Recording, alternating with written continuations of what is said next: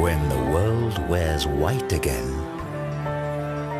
and everything disappears under a thick blanket of snow, that's when the magic of winter unfolds.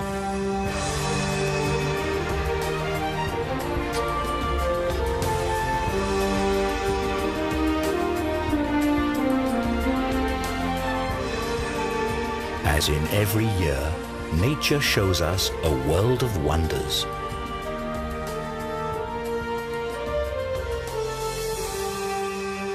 As Mother Nature decides to let it snow.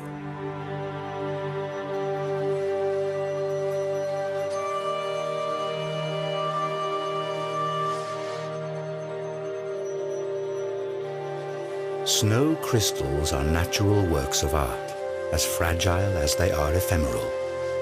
Each crystal is unique, and yet all develop in accordance with the same six-fold symmetry.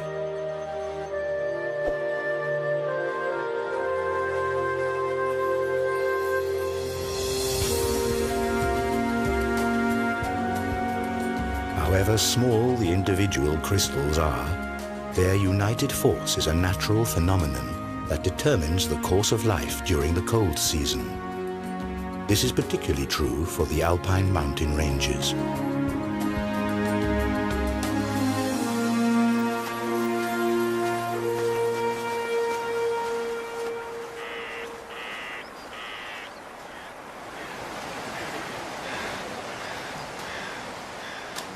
It's December, and about time to look for a proper Christmas tree.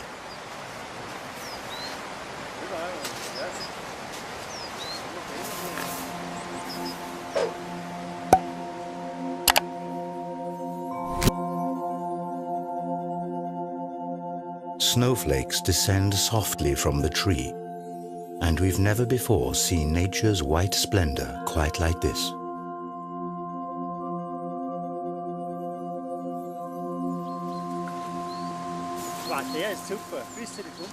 This tree is exactly right. It's the perfect choice.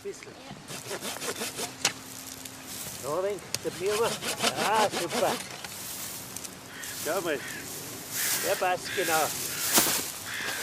Wie schaut das dann so gut aus?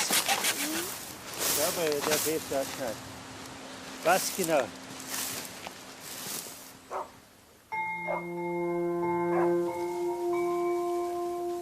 The landscape is deeply covered in snow, and here, in the Austrian mountains, it looks as though it's going to be a white Christmas again. But there's still a little time to go before then.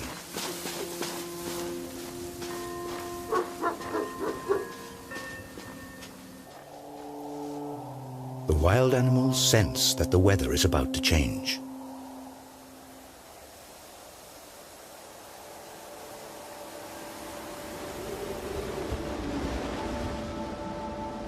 Dense clouds appear. The weather front carries moist air that collides with cold air masses in the alpine region. Ideal conditions for productive snowfalls.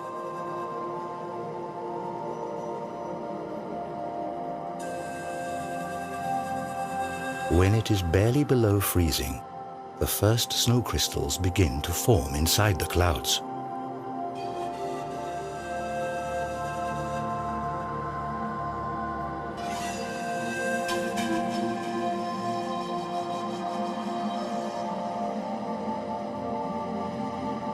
Over time, they join up to form bigger flakes, and once they're heavy enough, they fall from the clouds and it snows.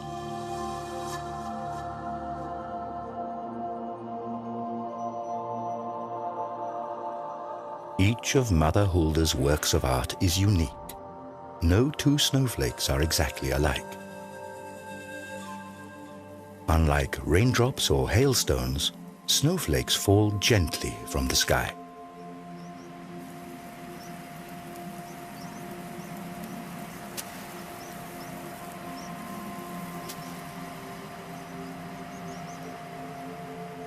Once a snowflake touches water, it immediately melts, releasing the air inside.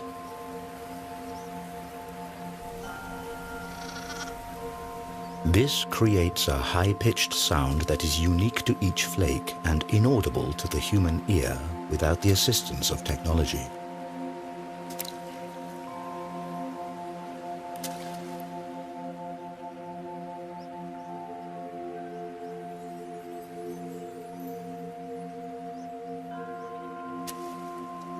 On their descent to the ground, some of these fragile structures run into warmer pockets of air and melt.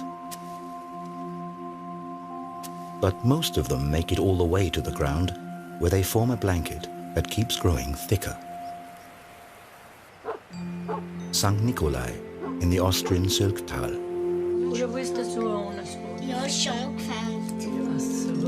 Here, as in many valleys of the Alps, time-honored Christmas traditions are kept alive.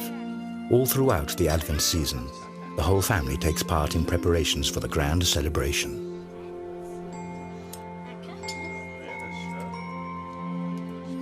Stars are made from straw, both for the Christmas tree and to decorate the windows.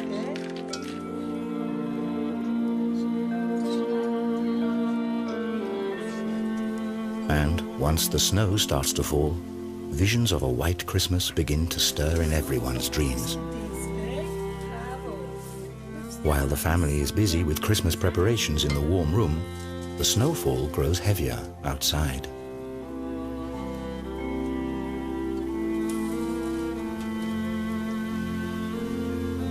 Not many dare to venture out the next morning.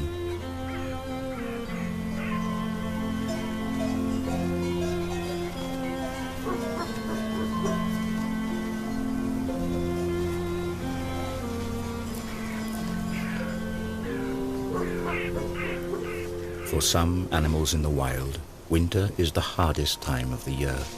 Now they have to live off fat reserves they built up in the summer.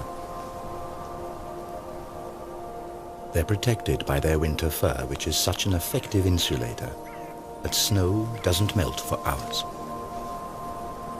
The new snow is deep and soft, and each step takes a lot of energy. During snowstorms, chamois and deer sometimes show surprising behavior.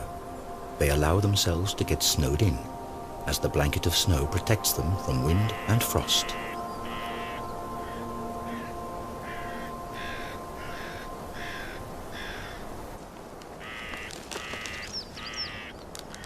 Other animals successfully use this trick too.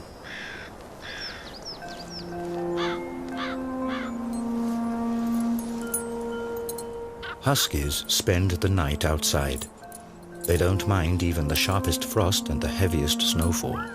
And in the morning, the hardy dogs are busy getting rid of the snow again.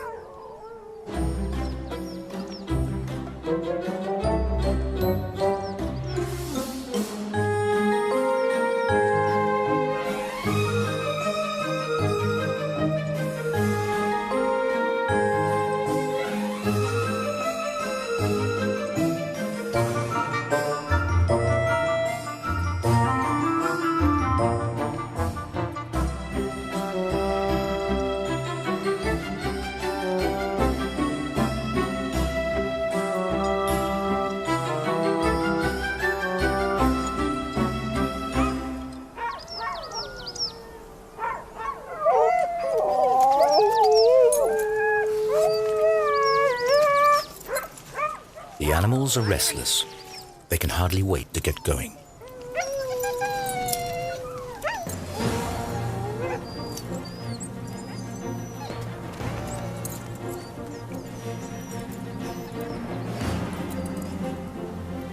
Huskies are originally from Siberia, where they've been used as sleigh dogs for centuries.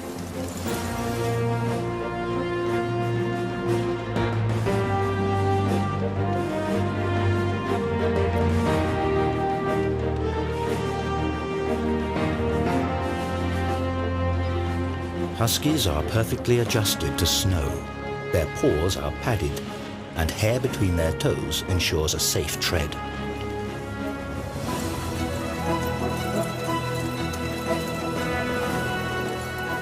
Dog sleigh races are becoming increasingly popular everywhere, and only the strongest and most experienced animals get to run at the head of the pack.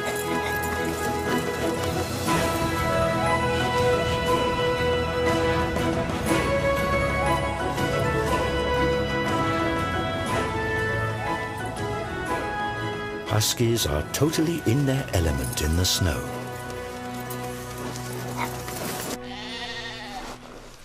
Which can't be said about sheep.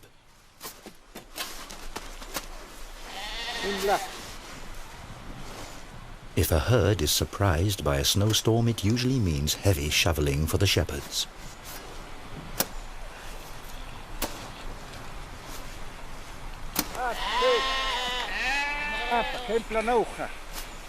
The natural response of sheep is to flee any imminent threat, but where to escape when danger threatens from all sides.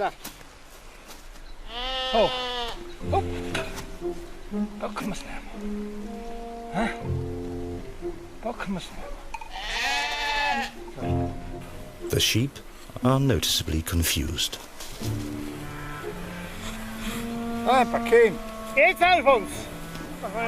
And even once their way is shoveled free, they still require some persuasion.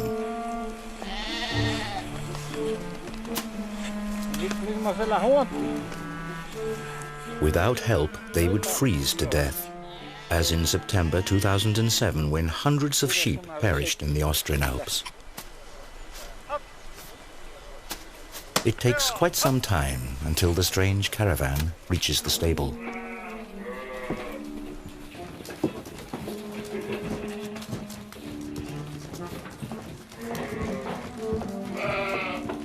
Not only is it warm and dry here, but there's plenty also for the sheep to eat, in sharp contrast to the conditions faced by wild animals outside.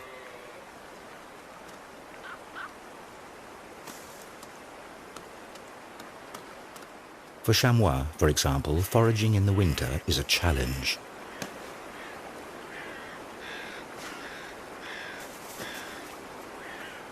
When deep snow covers the plants on the ground, the animals must stretch for the young conifer shoots. In times of dearth, they even nibble the meager lichens off the tree bark.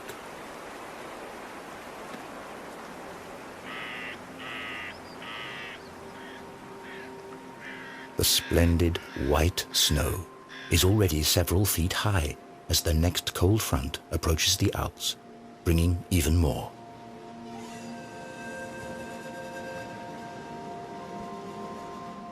The downside of a picturesque winter's tale is its icy cold and heavy snowstorms.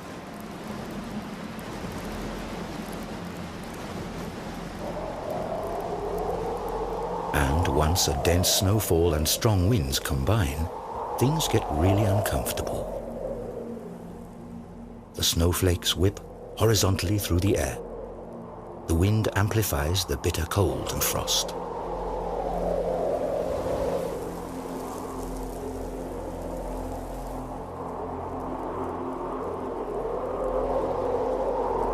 Animals in the wild suffer the most under such extreme weather conditions.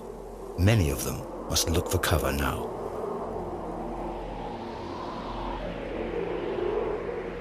Some of them have developed their own survival tricks. The snow vole, for example, lives in caves underneath the snow where the temperature never drops below freezing.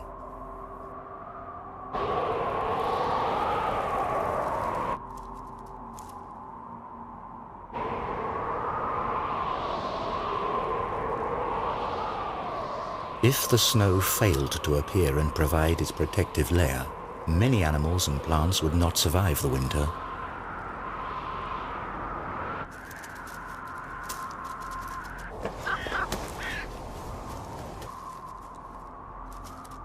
While the snow vole is secure in its warm cave, the chamois are climbing up the mountains in search of food. Above the timberline, the wind continues to blow the snow away and exposes withered grass. But these frozen tufts are merely signs for the chamois. They scratch right next to them for grass that didn't freeze under the snow, thus remaining edible.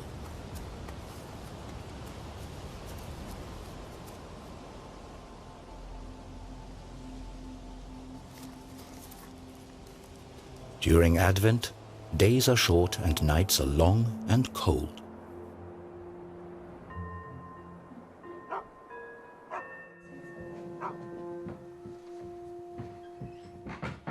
Inside the houses, though, it's warm, and the smell of biscuits, the long-awaited harbinger of the upcoming Christmas celebration, lingers everywhere.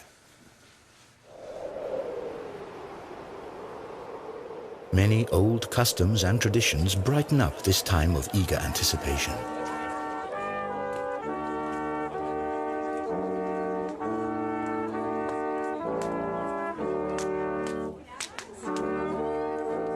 To the sounds of Advent horns, another window of a special house is opened.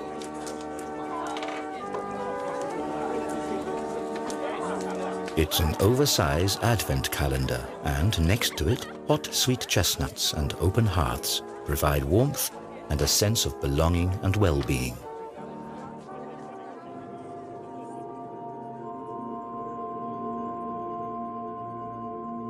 During particularly frosty nights, a fascinating phenomenon occurs. The moisture in the air freezes and turns into hoarfrost.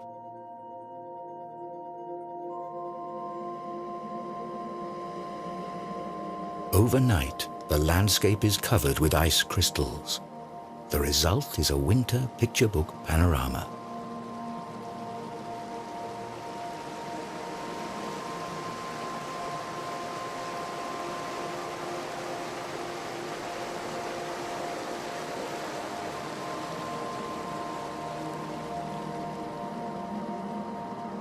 Sun and hoarfrost frequently go hand in hand, as cloudless winter weather is especially cold. However, hoarfrost doesn't only accumulate on boughs and branches, but also on the blanket of snow.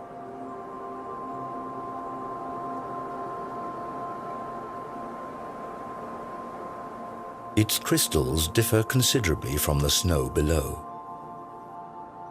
Hoarfrost is created at about -8 degrees Celsius or lower, and the moisture in the air freezes directly on surfaces.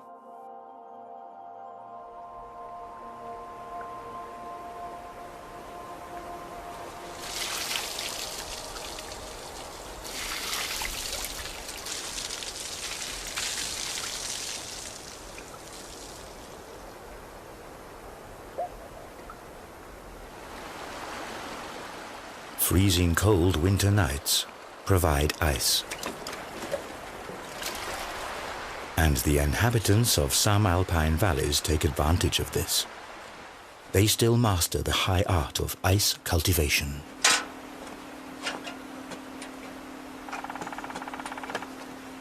Instead of chopping ice likely to be contaminated with suspended sediment from frozen brooks or lakes, ice farmers repeatedly douse specially designed wood racks with water.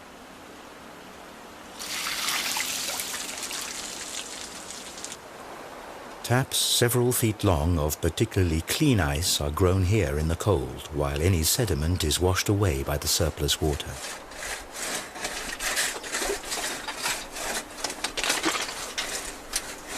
Finally, the ice is sawn into pieces. These massive structures grew in just 2 days.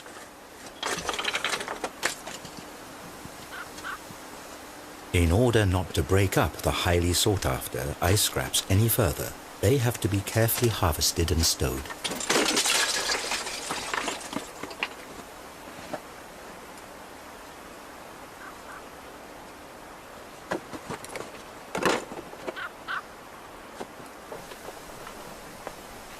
This frosty speciality is a pure pleasure and safe to enjoy in food and drinks.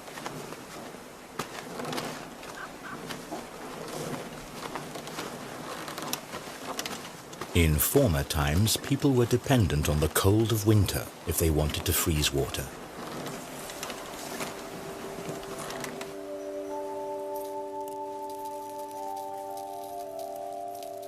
Today, researchers like Johanna Spiegel create snow crystals artificially. In the cold laboratories of the Swiss Federal Institute for Snow and Avalanche Research in Davos, temperatures as low as -40 degrees Celsius are common. Here, researchers create nature-identical snow. Scientists examine the structure of this snow under the microscope. An atlas of snow crystals records about 6,000 different crystal forms. Humidity, temperature, and the water's molecular structure are crucial data points. Electrostatic fields align the water molecules hexagonally, and this basic structure holds steady as the water slowly freezes and the snow crystal gradually grows until it's finished.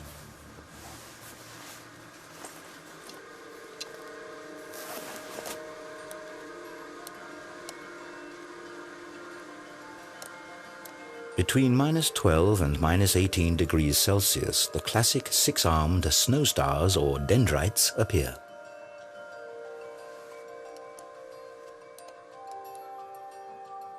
It's the temperature that determines how finely branched they become. Freezing water gives off heat, which decreases at higher temperatures, and this in turn causes additional variations in structure, because a bigger surface facilitates the discharge of heat.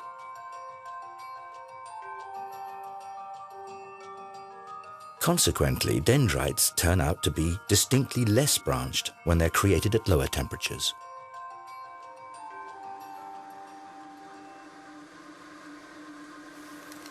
So, not all snow is alike, and at very low temperatures, snow crystals take on the form of little tiles, columns, and cylinders of ice.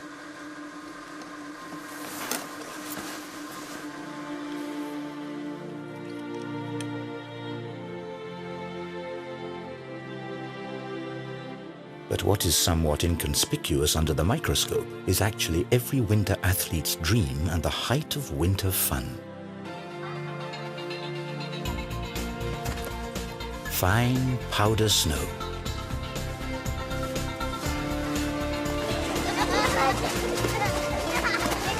Children are particularly fond of this delightful variety of winter's produce.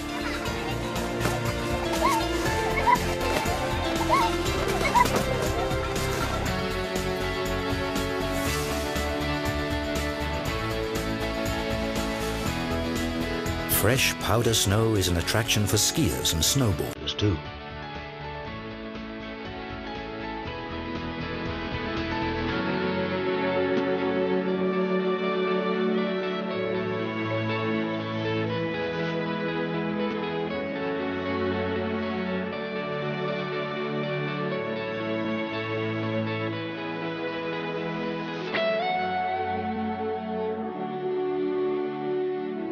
But sparkling white winter landscapes also serve another purpose.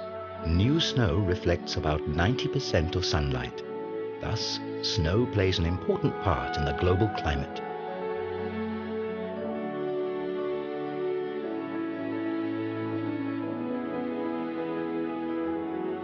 But why is snow actually white? The ice of the snow crystals is colorless and transparent. At the border surfaces between ice crystals and air, the white sunlight is reflected and scattered.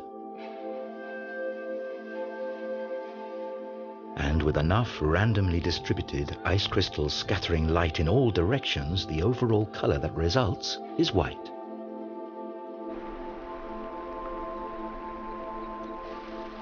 When snow covers the landscape, some animals prove to be particularly adaptable to the changed conditions.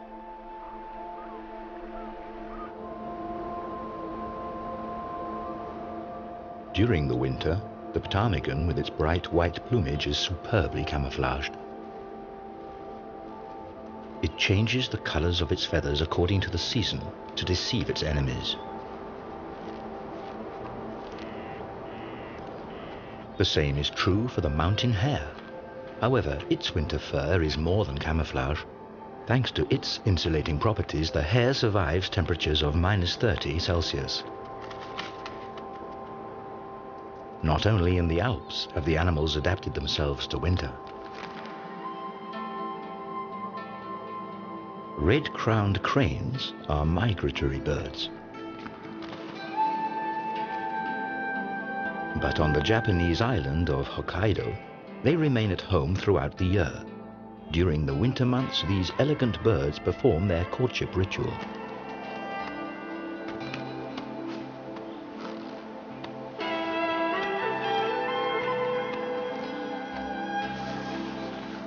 Hokkaido is also an El Dorado for winter athletes and snow researchers.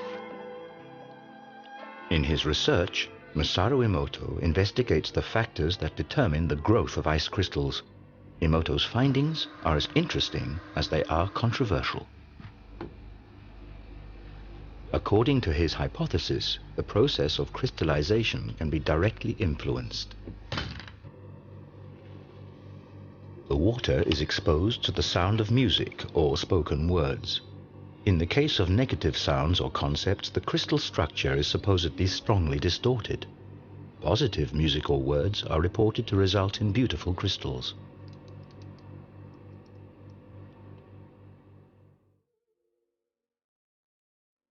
Classical opera seems to promote crystals of superb form.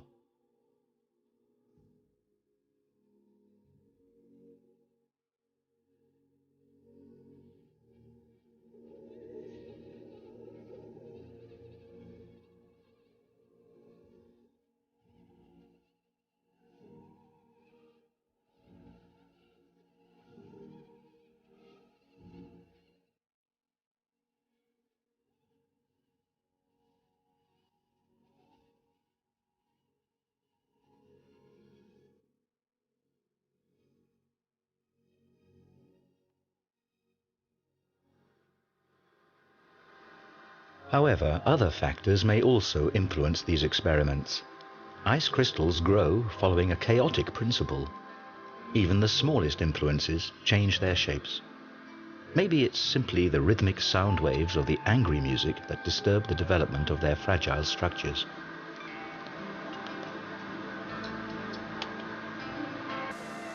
Back from the laboratory into nature. To understand how snow crystals are created in natural surroundings, researchers have to get themselves to the center of the action.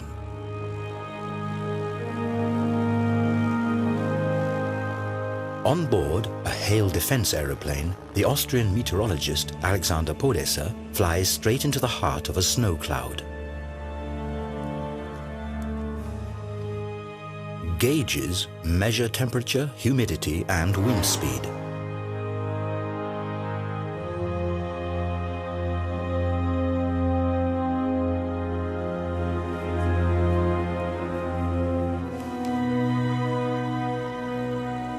So-called condensation kernels serve as seeds around which droplets form out of the cloud's mist. Moisture accumulates around minute particles of dust and soot. Such particles also serve as freezing kernels for snow crystals. It's already cold enough in the clouds. The first crystals start to form. They grow, link together, and descend as snowflakes to the earth.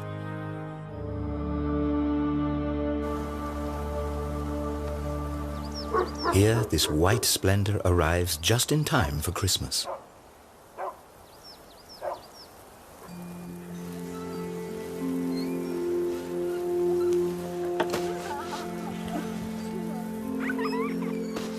Snow has a magical attraction, especially for children. Now snowmen are in high season.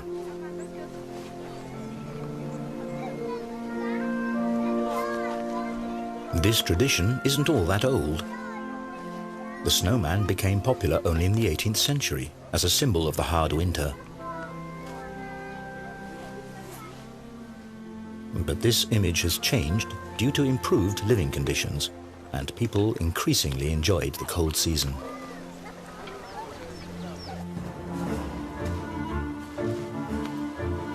In the mountains, however, the snow can prove to be a danger for humans and animals alike.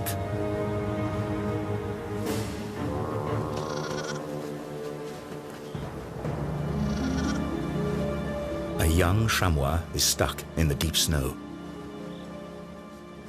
Inexperienced as it is, it mustn't lose connection with the herd at all costs.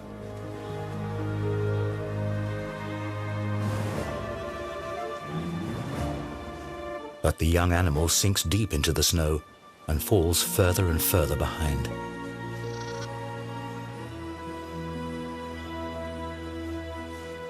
With the last of its strength, the young chamois escapes its plight and rejoins its mother in the nick of time.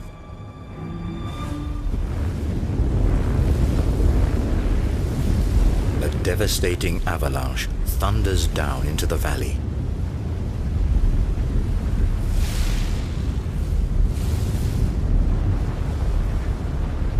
This natural phenomenon can turn entire forests into firewood.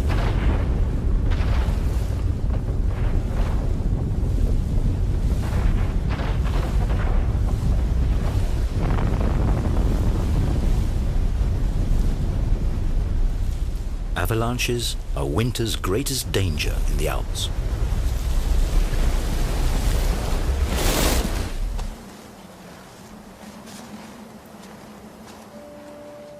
The chamois are accustomed to this threat. If a herd has to cross a dangerous mountainside, the most experienced animal leads alone.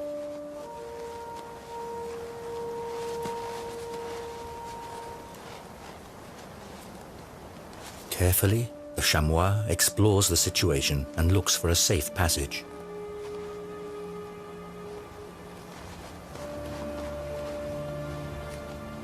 At the same time, it creates a path in the deep snow for the rest of the herd to follow.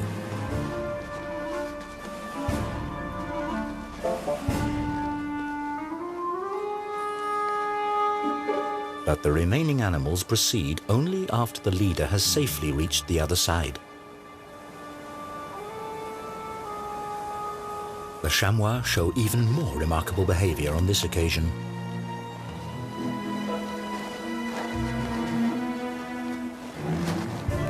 The herd doesn't cross the hillside as one. Instead, the animals risk the dangerous passage one at a time.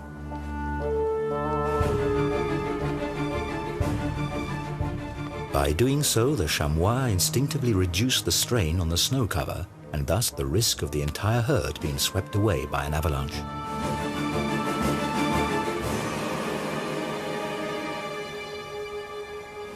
This danger is very real not only for the chamois.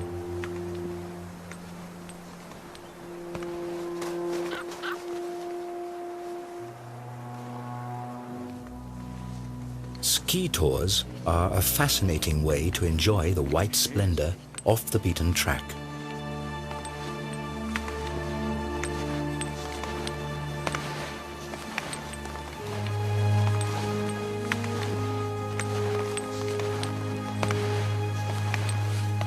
Experienced skiers, however, always keep a careful eye on the snow underneath them.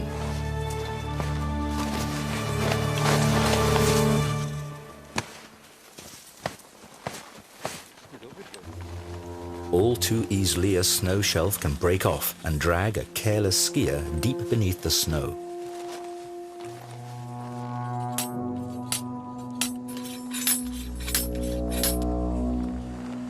Wannengrat mountain near Davos.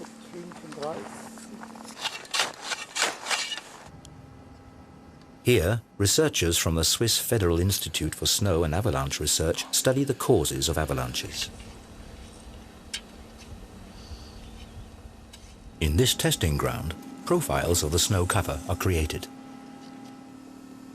126, 2 Zentimeter. Jörg Schweitzer examines everything, from the lowest layer of granulated old snow to the fine flakes of the most recent snowfall. Kleine Runde in Klammern, halb bis 1. The quality of snow changes constantly, and this results in the formation of distinct layers that can, in extreme cases, turn into dangerous slides.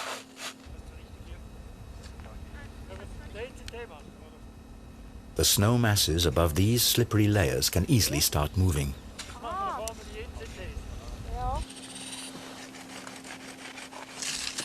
The researchers cut out a block of snow to test its stability.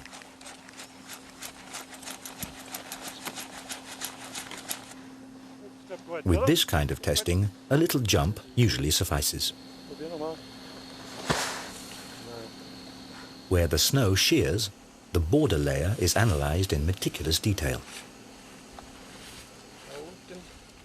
The data is sent to avalanche warning services, but today nothing gets in the way of enjoying the deep powder snow.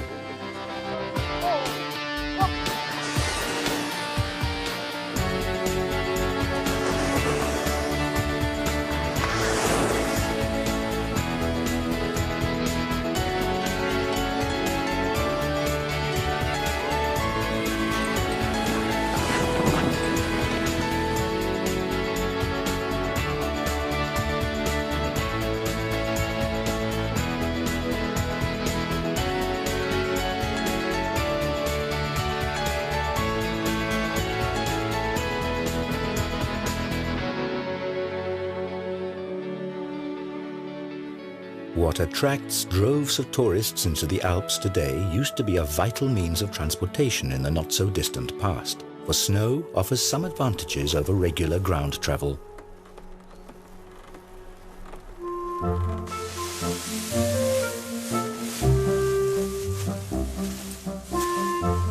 Last summer's hay is stored in small barns high up on the alpine pastures.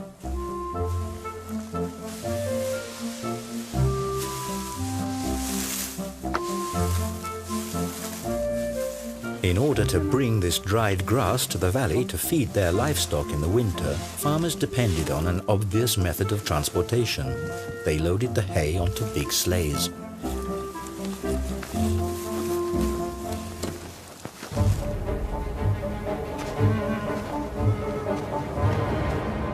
Occasionally, going down the mountains is risky even for the Alps' master climbers.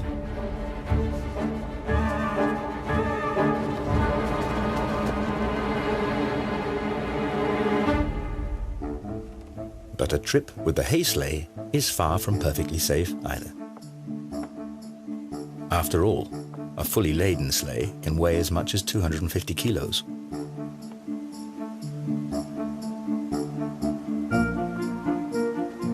Across level stretches, they have to be towed to keep them from losing momentum.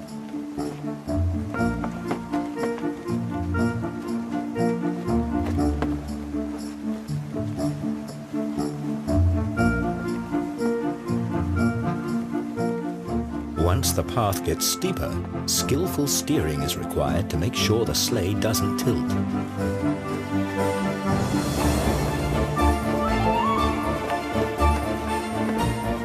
Few are masters of this art today.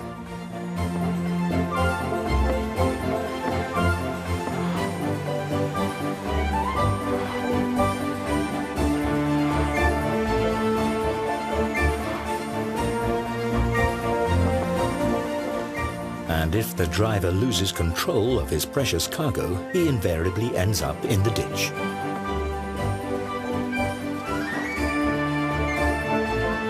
This method of bringing in the hay requires careful attention and great skill, and in former times, serious accidents were common occurrences.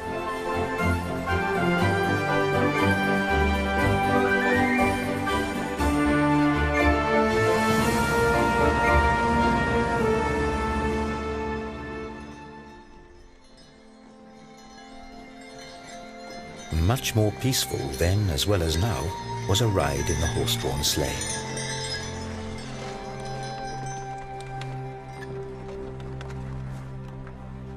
In the evening twilight, when the snowy landscape gradually sinks into darkness, it is time for the coachman to light his lanterns.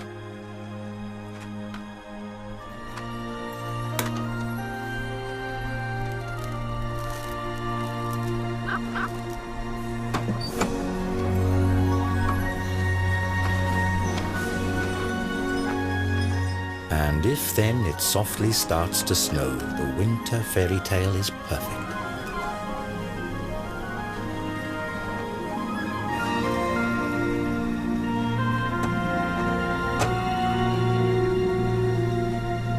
Fluffy snowflakes are dancing in the sky, just like in a movie scene. And indeed, this snow didn't originate in the clouds, but in a studio.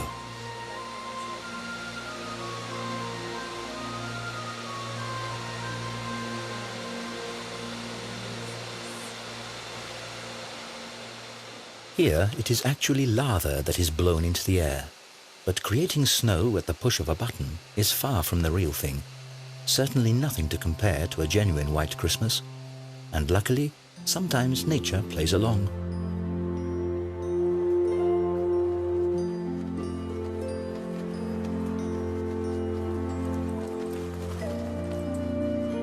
On Christmas Eve, a festive mood prevails in the tranquil village of St. Nikolai. After church, many people come to see the Christmas nativity before returning home.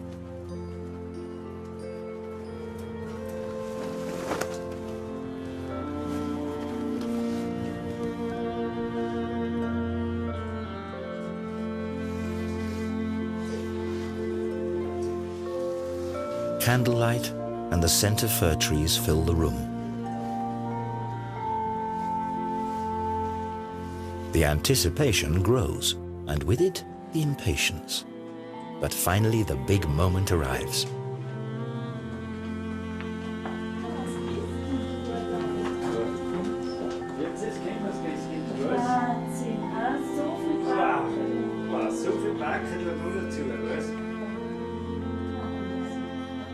The glow in the children's eyes stirs many an adult's fond memories of merry Christmases past.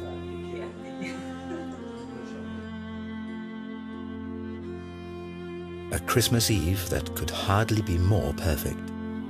Inside, everyone celebrates, while outside it snows.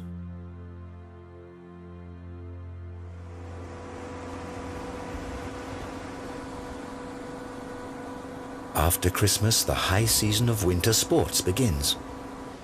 And if the snow doesn't make an appearance on its own, it's given a hand. More and more ski areas rely on snow cannons these days. Thus, this critical basis for winter tourism is maintained, even if nature doesn't comply.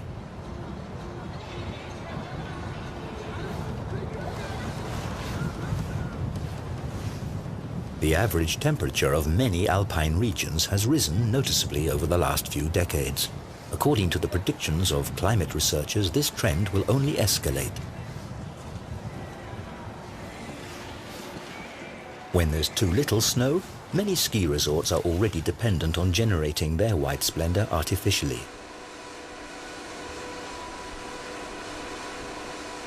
Propeller cannons are spraying finely atomized deep frozen water. But this method of producing snow is also controversial, as it requires a lot of energy and water. What's more, snow from these cannons is harder to ski on. Nature's original remains unequaled.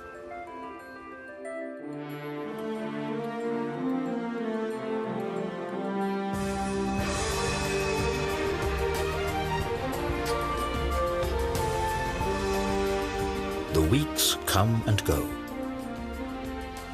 In the mountains, the magic of snow presents its majestic beauty deep into spring. Occasionally, however, the silence of nature is disturbed by strange sounds.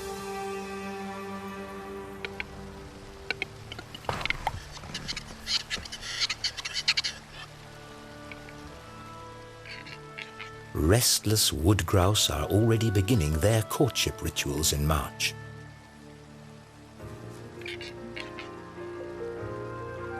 Their distinctive cries and splendid plumage are to attract females for the mating season soon at hand.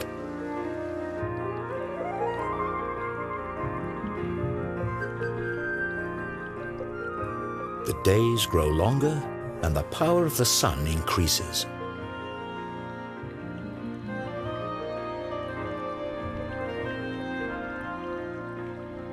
During the winter, snow and ice bound up large quantities of water that are now released in the warm spring air.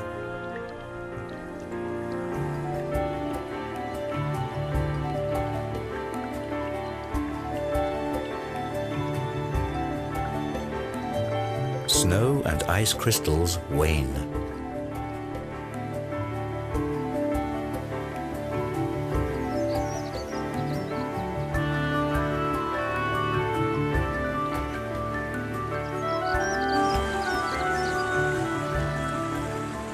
If the snow melts too quickly, a sudden deluge of water rushes down the mountains, potentially causing severe floods in the valleys.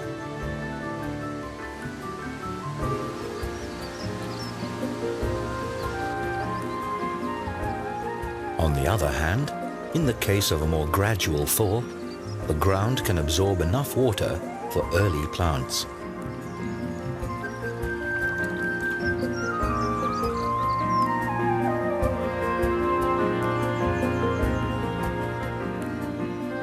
The snow vole is ready to venture outside again.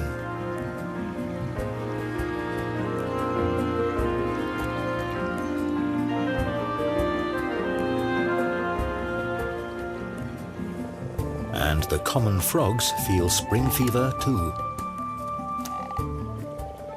Their spawning migration takes them back to the place where they hatched themselves.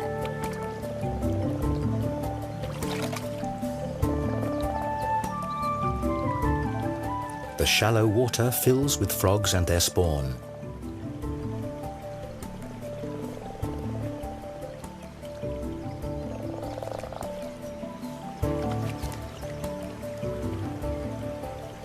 Next year, the frogs will return here again.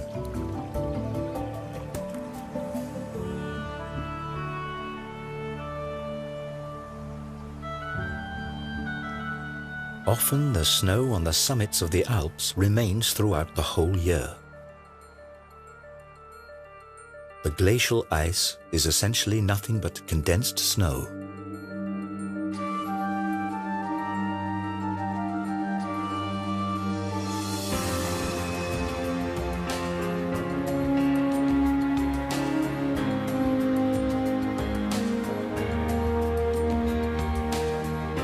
The weight of new snow masses eventually compresses the lower layers into ice.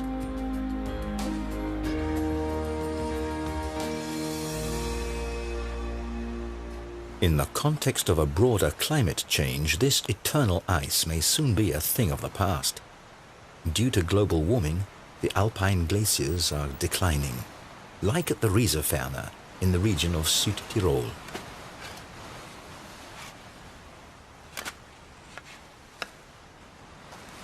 Mountain guide and hut keeper Gottfried Leitgeb explores the inner life of the ice masses.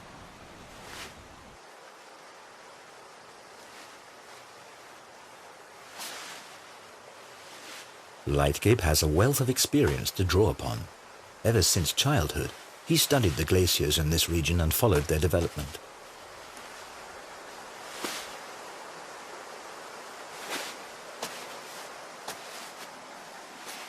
However, this is a risky undertaking, as no one knows how stable the ice cover really is.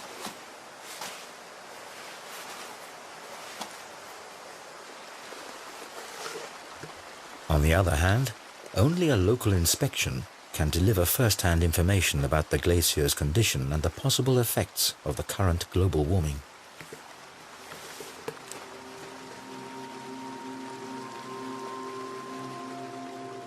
Gottfried Leitgeb's findings are alarming. The glacier has been shrinking for years.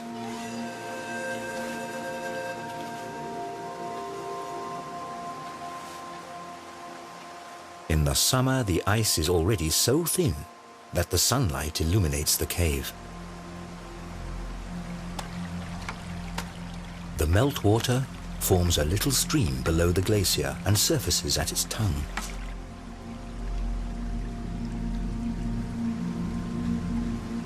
As fascinating as the sight of this nearly transparent ceiling may be, the danger of one of its thinned pieces of ice breaking off at any time is very real.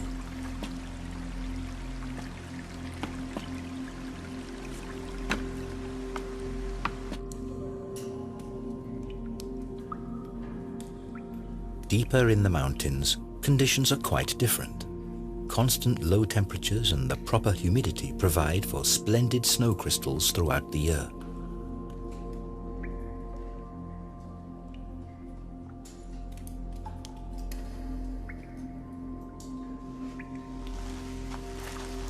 This cave is the natural counterpart to the cold laboratories of the snow researchers in Davos.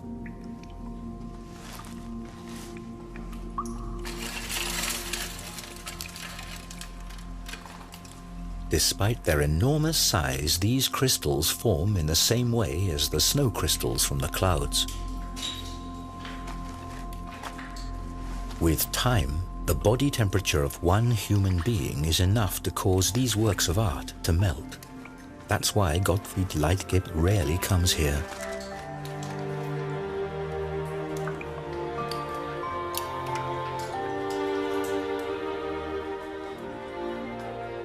And we are also leaving this natural wonder. Outside, Jack Frost rises up once more.